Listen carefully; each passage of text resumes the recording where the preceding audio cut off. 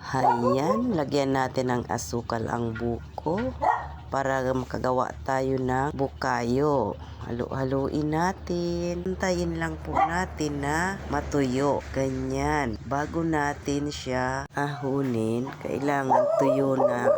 At habang pinapatuyo natin, tingnan nyo naman si Amare, nag-aantay na. Pasensya na nga pala kayo sa boses ko. Meron kasi akong sipon at ubo.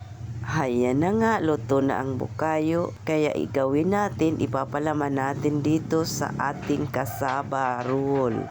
Dahil nakahanda na ang dahon, latagan natin ng kasaba, taka, palamanan natin ng bukayo sa gitna at saka natin talian ng magkabilang dulo. Pagkalagay sa kaldero, isa lang na. After 40 minutes to 1 hour, luto na. Thank you for watching. Follow for more.